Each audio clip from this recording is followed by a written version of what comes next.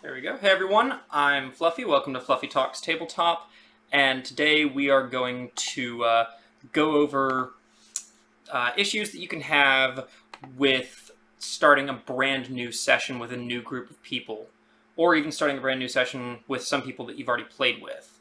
There's a lot of issues with starting a new setting. We're going to go over most of those in the video. If you can think of any issues that you have had in starting a session, let me know and we'll try and cover those.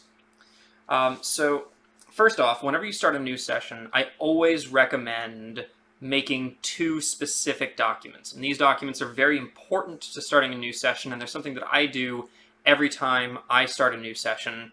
And those are my disclaimer and my primer. So we'll start with the disclaimer. The idea of the disclaimer is to introduce people to kind of how your playstyle is going to be and stuff like that. As an answer to the question in chat, yes, that is a sword on my wall. That is my new, I just replaced the blade on it, fencing saber for my medieval reenactment group. Sorry to get off topic for a second there. So in my disclaimer, I'm just going to read to you the outline of the disclaimer that I have for my World of Darkness games. The first thing on the list is introduce yourself as the storyteller so that people, I don't want to say know who you are, but it establishes that you are going to be the GM of the game. I know that sounds kind of strange, but if you're doing a pickup session and you've never met these people before, it's a great way to start off, and I find it kind of eases tensions in the room. For me, item one is adult themes. Because I run World of Darkness, there is implied sex, drug use, alcohol, etc. Please try and be adults about this. I always feel like this is kind of important because it's a little bit of a curveball when it shows up in-game and people aren't aware that it's going to happen. World of Darkness is worse about this than most games because it's modern day, so you do see drug use, you do see characters with severe addictions, things like that. Yes, my thermostat is reading in Celsius. How can you even see that? There's nothing even on the screen. Anyways, but yeah, so you do see characters drinking alcohol. There are NPCs that have drug issues, things like that. Second rather, is to introduce the setting. I always lead with World of Darkness is a kind of almost psychological sort of survival horror game, but more emphasis on the horror, less on the survival, depending on how the game is going. It is a modern day setting, so we will be using all modern equipment, and the actual time period is usually set either late 90s or early 2000s for me, mostly because I don't want to deal with Trump administration era, stuff like that, but I tend to assume a level of technology equal to whatever year I'm actually playing in. Not the setting year, but like the current year now. So even though the game might take place in 2006, for the purposes of political standpoints and things like that, we do use current technology, and the reason for that is price determination. If you can find it on the internet and give me a decent price for it, you can usually buy it in-game if you've got the money for it. Item number 3 is a really important one for me. Bad NPCs. I try to create an immersive world, and in order to do that, there's going to be bad people. Murderers, rapists, torturers, and worse. And I always want to let my players know I'm not condoning these actions. I'm trying to create a world that is relatively reasonable, and for that to be a thing, there kind of have to be bad people in it as well as good people. Please don't judge me on my aesthetic choices in creating an immersive world. Item number 4 is very closely related to this, playing bad NPCs, or bad PCs, rather. Well, so much for one take. World of Darkness is not Dungeons & Dragons. You don't all have to be good people. There are races that even eat people. See, vampires. As long as everyone agrees right now to be a team player, I don't care if you guys play bad people. Again, I'm projecting to a group that's not here.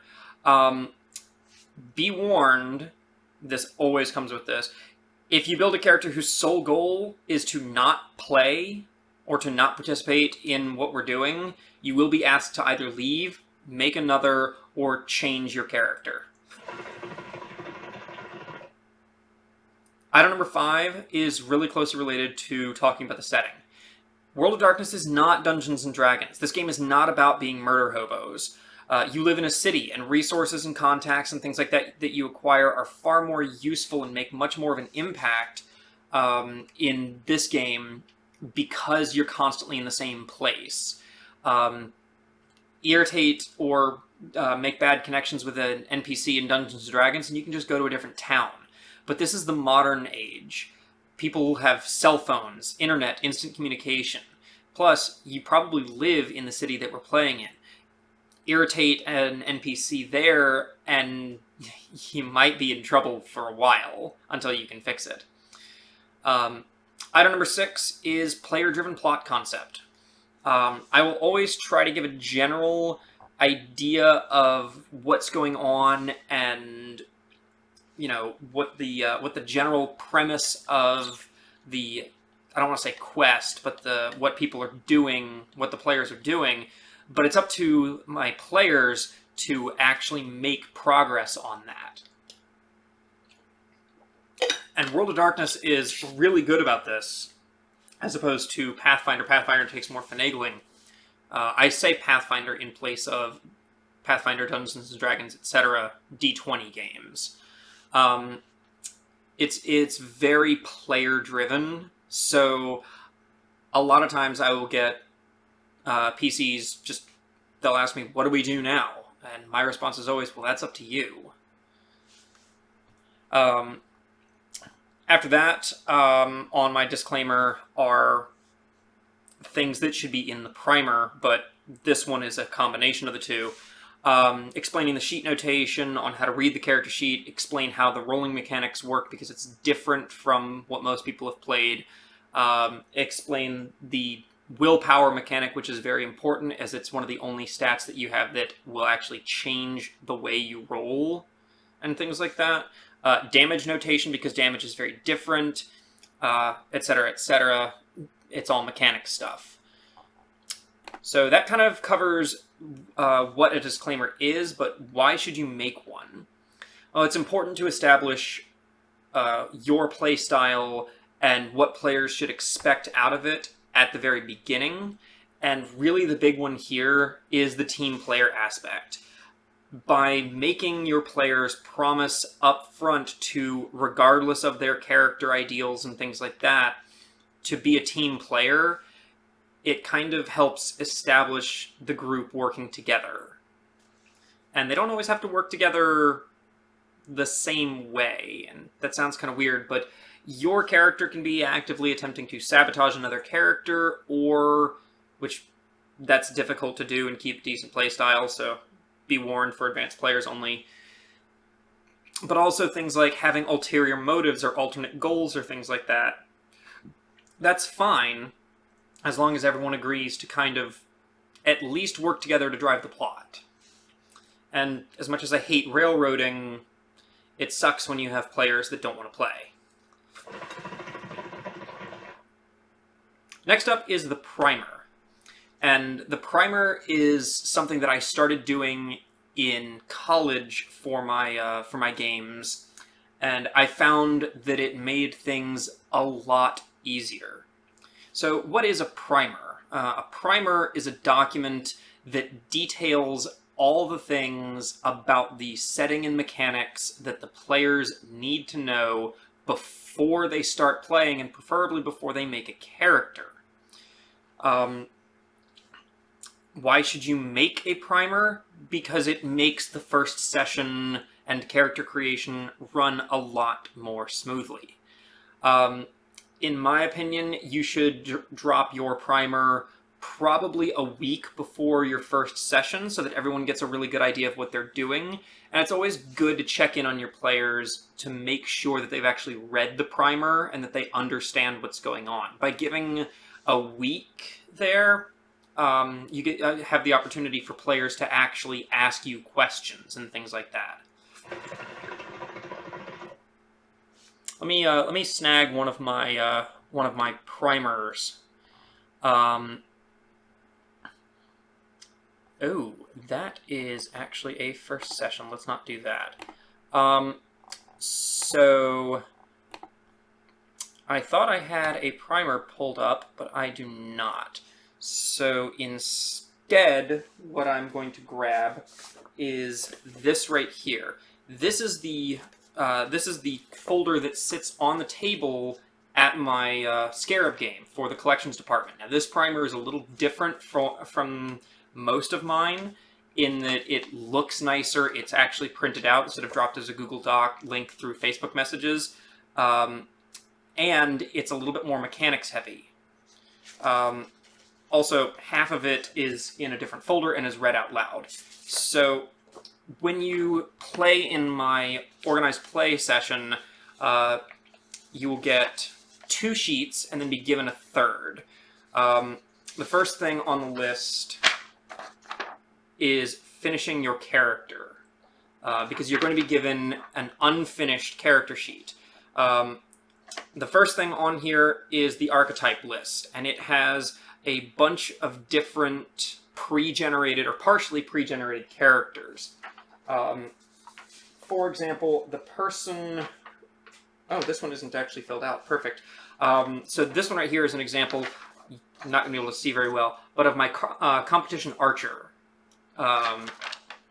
Or essentially one of the few ranged combat builds that I've done. And it already has all of its attributes and abilities and advantages, or backgrounds and virtues and things like that filled out. The next thing on the list is picking your Numina. And in World of Darkness, mortals occasionally have access to supernatural powers called Numina. This one uses a custom list. It has all of the Numina on the front and the back, and you get the option of selecting between 1 and 3, and then you finally get to spend your freebie points. You have 30 points to spend, and you have a table listed on here that will tell you the costs for spending your freebie points. And at the bottom it just says, once all of your points have been spent, ask your storyteller for your Numina cards. These will help you keep track of your Numina. Do not turn these cards over unless instructed by your storyteller. In the off chance that somebody watching this wants to play in one of my Scarab games, I'm not going to explain what turning the cards over does. Now, the second half of this primer is actually in my master sheet, or master envelope. And what it is it's a short intro that explains who you are and where you ended up. In this game, it is explained that maybe strange things started happening to you recently. Small objects maybe started moving, devices started shorting out, maybe even something else entirely. But not long after these strange events, a man came to you and explained to you what was going on. He called you a Numenon, someone with some kind of inherent supernatural ability, and that he knew someone that could help you. And the catch is, if that person helps you control your abilities and learn and get better at them, you have to work for them. Then it kind of jumps forward to you've worked for Andrew Kershaw, the person that man was talking about, for maybe a month now, and you are ready for your first field assignment. The second part of this is an explanation of the basic mechanics, and this is the big thing that should go in your primer. If you are changing any mechanics at all, those need to be listed in your primer. It doesn't have to have as long of an intro as I've got, but it's very important to have a list of all of the mechanics that are changed and detail them as much as possible.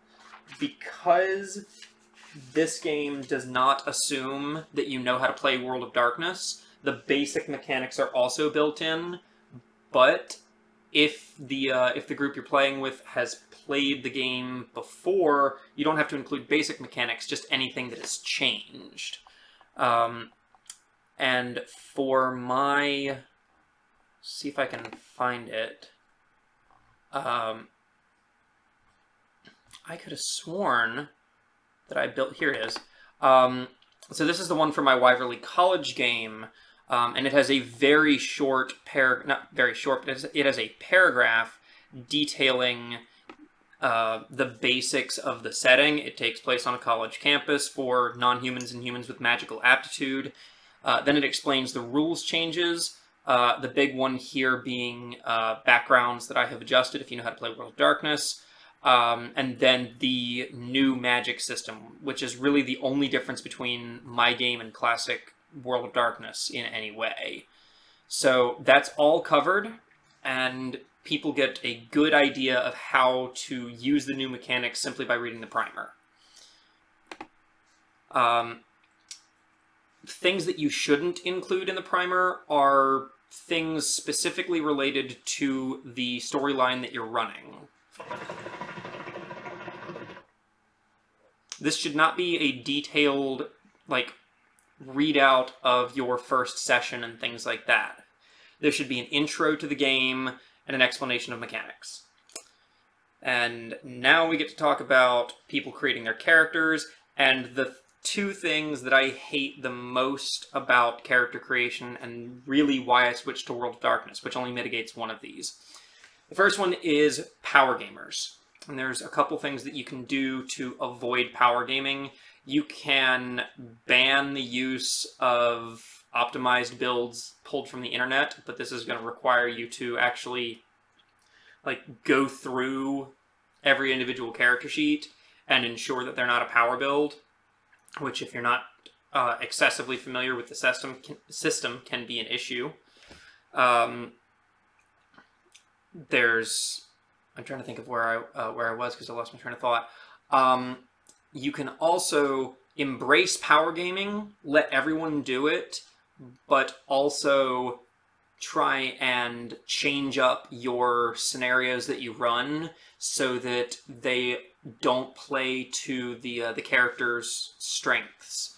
If you've got a bunch of casters in the game, try throwing enemies that have anti-magic or that are very resistant to magic. It's always hilarious to see a party that consists almost entirely of casters try and fight constructs that have massive magic immunities and things like that. If you keep doing stuff like that, they will quickly learn to build their characters as they level up away from power gaming and more towards a utilitarian build. But now we have to talk about the one that I really, really, really hate. And this one is kind of not mitigated by any system. Some people call this reverse power gaming, but I like to refer to this as My Guy syndrome. My Guy syndrome is where your character refuses to do actual, I'm going to say, quest line stuff or being involved in the story because that's not what My Guy would do.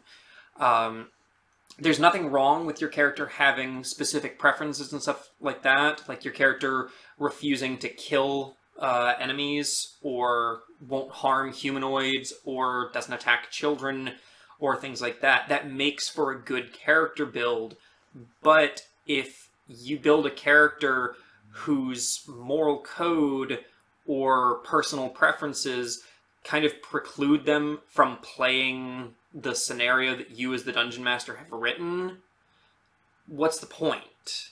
If your character won't participate, there's no point in playing it. And I brought that up in my disclaimer. If you build a character who isn't going to play the game, there's no point in playing. This was a particular thorn in my side when I was running my Tuesday night game in Columbia, because I had a character who didn't want to be involved in the main plot line, which was the recovery of a magical item called the Spider Biwa. The Biwa was one of a set of items that a powerful, almost demigod needed to get back into the world, and the quest was to find the items for the opposite demigod, the good one, I guess, to bring him into the world so that he could fight the bad demigod. But that got kind of derailed because of a plot hole that I accidentally wrote myself into. It was brought up in chat, why do I think My Guy syndrome occurs more often in World of Darkness than in Dungeons & Dragons? I don't think it does. I think My Guy syndrome is kind of player-specific, and I see it pretty much widespread across different games. I think that in World of Darkness, there's more opportunity for your character's personal preferences to be in play, mostly because there's less motivation to actually go do the thing. So I wouldn't say I see it more often in World of Darkness, but it's definitely not mitigated by the game system like Power Gaming is. So we're going to completely jump topics for a second, as long as I don't get anything else in chat about this. To how do you get all of your characters in the same place to play together? And there's three main options here. There's a whole bunch of options, but we're going to talk about the three main ones. Option number one, which is the option that I don't necessarily like, is railroading. You can just say that your characters are all going to play together. And there's organic ways of doing this and inorganic ways of doing this. And if I'm going to do this, I prefer it to be more organic. So we're going to kind of gloss over that one and say that if you can avoid just saying your characters have to work together because I say so, that would be for the better. Option number two is having your characters have a past history. If you're not starting at first level, and in World of Darkness this is a little easier because it's perfectly fine to say that your characters, even though they're starting, have known each other for a little bit. Been asked to take my hair down. I loath to do so, as I did not brush it today, so it's kind of a mess, but there you go. But having your characters have a past history of working together, especially if they've got some levels or some experience behind them, makes for a reason why they would play together. If they've been at Adventuring Party for 3 years already, it's pretty easy. I did have a game in which I had two characters that were brothers, and they were actually out to avenge their father, who was captured by the... what are they called? It was an L5R conversion to Pathfinder, and I cannot for the life of me remember what the bad guys are called. But their father was taken prisoner by one of the big bad guys. I keep trying to say Voidbringers, but that's definitely not right. That's from the Stormlight Archive. So all the things that they did was all to gain power so that eventually they could rescue their father. Lame. Interestingly enough, they were able to get to the level where they could cast a spell that essentially teleported their father to them, problem solved. But by then, they already had a repertoire of working with the rest of the party, and this made, even though they had finished their questline, this made the working with the party entirely organic, and it was a lot of fun.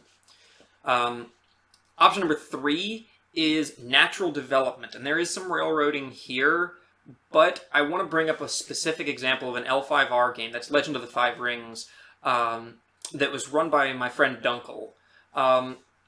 Dunkel had all of our individual characters from all across the world, because we all lived in different places, essentially invited to either participate in or watch the Celestial Tournament, which is a tournament, I think, for choosing who the new Emperor is.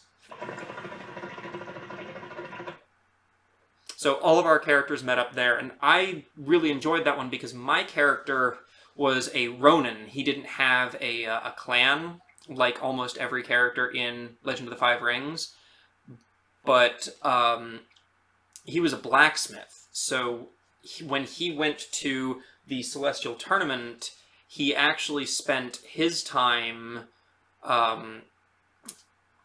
basically, he hired some local blacksmiths and was able to make a bunch of weapons and armor to sell.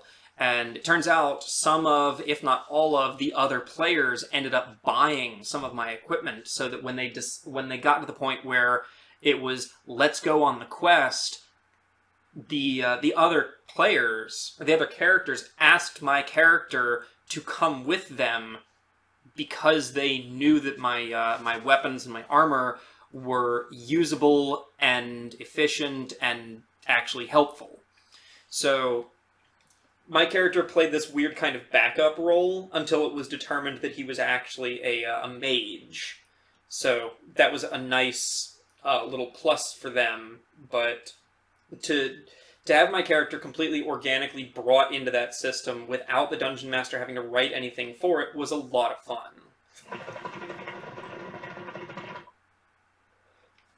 Last but not least on my list, for now, unless I can think of something else, is team player versus loner, which is kind of this weird way to build characters. Again, this is easily mitigated by having that disclaimer and having everyone agree to kind of play as a team. There's nothing wrong with a character who doesn't necessarily like the rest of the group. But it's kind of hard to play a character that is entirely a one-man wolf pack, if you'll excuse a terrible joke, in a team game. So they don't have to like it, but as long as the player understands that they really should be actively trying to play with the group, even if their character doesn't want that, then this is going to sound terrible, but you can actually kind of shift the blame a little bit and force the player to come up with reasons why they should be there instead of the Dungeon Master.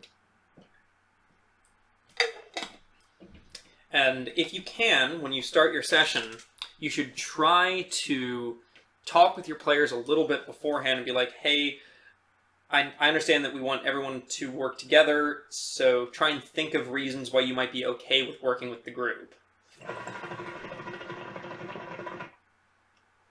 A great example of this is of railroading and dealing with loners at the same time was my first Wyverley College session.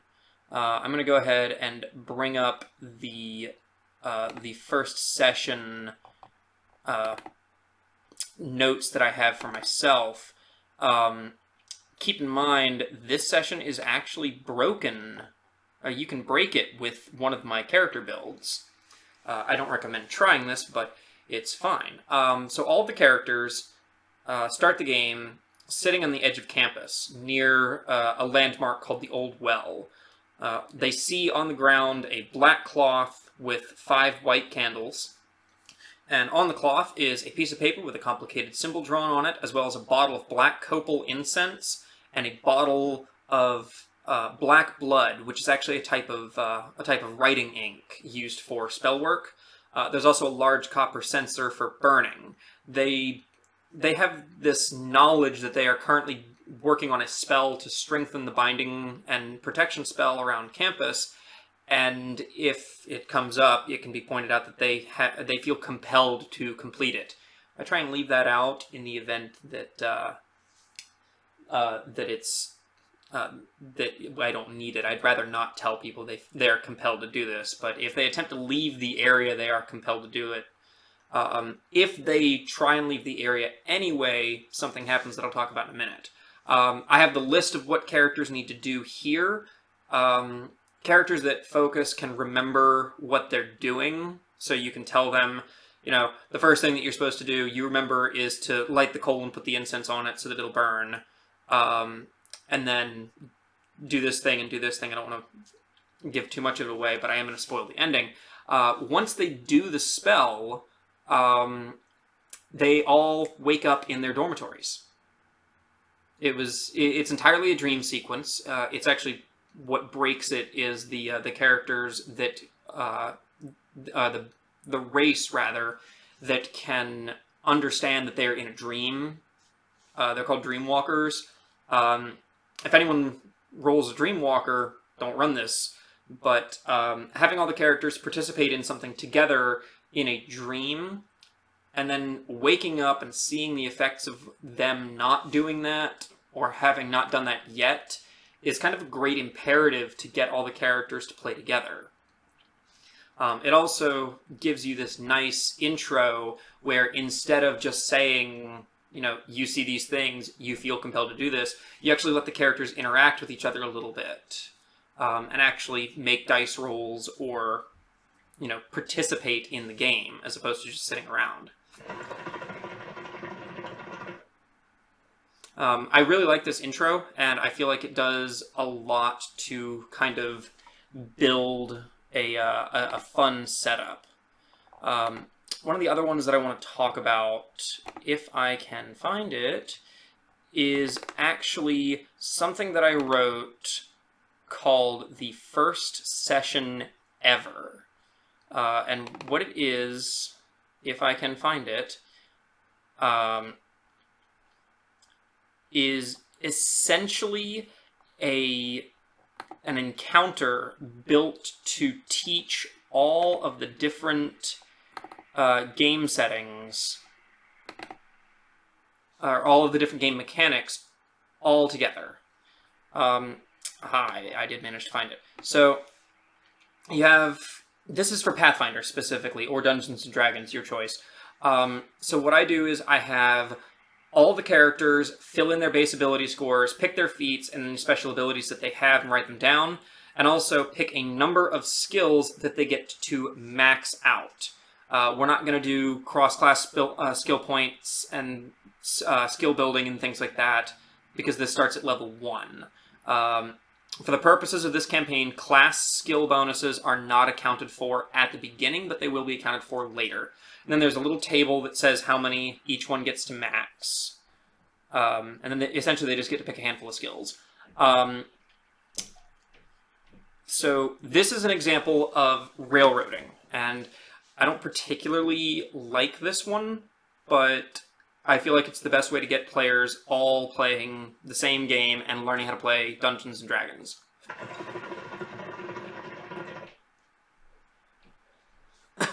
So, to start with, the first thing that I teach is skill checks. And the way that I do this is all the party's members are tied to chairs in a room.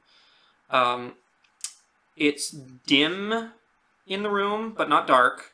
And I have a little paragraph that tells you what you see, etc., etc. You're tied to a wooden chair with none of your gear, dressed only in rags. You can hear other people in the room, but you can't really see them as all of you have your backs turned to each other. The room is sparse and unfurnished with the exception of 3 wooden crates. Now that explanation is important because the 3 wooden crates are going to come into play later. So the first thing is that everyone needs to make strength checks to try and escape from their bonds. Let them try and figure out how to get out. And if they can come up with something else, like escape artist or something like that, let them use that. But if one of them manages to get out, well, if none of them manage to get out, you're in trouble. But if one of them manages to get out, they can help everyone else get out. The next part is saving throws. At this point, the party is going to be looking around the room. The only thing in this room is, of course, the 3 wooden crates. Turns out they are full of moldy food if they open one. When they open one of these crates, you have everyone fill in their saving throws, and below this paragraph is a table that gives everyone their base saving throws. So you calculate out your saving throws, and then everyone has to make 3 consecutive saves, and this is my favorite one. If they can pass a DC 15 reflex save, they can duck down and avoid the spores entirely. If they fail that save, they need to make a DC 10 Fortitude save. If they fail their Fortitude save, they will be nauseated for 1 round. This is non-combat, and it's not really that big of an issue if they fail.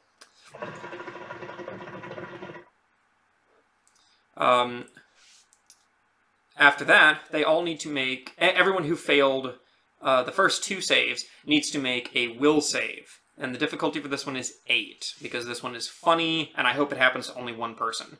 If they fail this save, they will see everything in the room with the wrong colors for 2 rounds.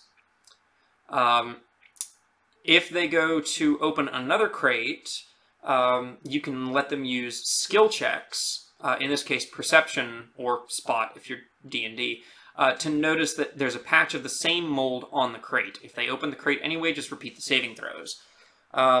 Next up is, of course, the wooden door to get out of the room. DC 10 strength check, no problem. They already know how to do that. And if they're having trouble with the door, you can remind them that the trick of helping someone else, like they did with the ropes, can also be used on the door. A lot of actions you can aid someone in. Next up is the stockpile room. This allows them to at least gear up with basic items. I admit straight up that this one is a bit of a cop-out, but at least it gives the party something that they can work with. The gear in here is not great. It's all base stats, but it has a specific condition on it that I've built called Rusted, which means that it will quickly begin to degrade and stop working. They can either put work in later to fix it or just buy new gear. The next thing up is combat. And to run the combat system for the game, or to teach combat, I threw in 2 kobolds. It's pretty easy, especially if it's a party of 5, but it gives them the opportunity to at least learn how combat works. After that, there is actually a second combat round, which is a surprise round. This will teach them how surprise rounds work, and it's 3 more kobolds. It's slightly more difficult with the addition of the extra kobold, but I don't have any traps or anything like that. Now, from here, there's really nothing else to do. Everything else on their sheet should be relatively filled out, and they should understand the basics. So from here, you can have them run through a couple more combat scenarios, maybe search the location, and then they emerge out of the cave that they were in into just like a mountainous area just outside of a town. You're welcome to give the entire party amnesia if you want. You can also have them retain their memories, essentially playing a very short game of Dread. You could even have them get their memories back. But this establishes all of the party members in the same place at the same time working together. Once they get back to town, I always recommend not letting them go back to a big city. Have them go back to an outpost or something like that, where it's very obvious to them that they should not be going around alone, especially if you can put in a big threat in the background. By having some looming scary monster and its minions forcing the party to stay together, you can continue to keep all the players playing, or all the characters playing together with each other. And once they've established working with themselves, or working with each other, it's not really a big issue to keep them together. At that point, they're going to want to continue adventuring together, hopefully. So that's pretty much everything that I wanted to talk about when it comes to starting a new game. In the event that there's anything that you feel I've missed, please let me know. and I'll do a second video on it. Thank you guys for coming out to another episode of Fluffy Talks Tabletop. We're trying to come up with new ideas for the channel, so if you can think of anything, please let us know, and we will catch you later.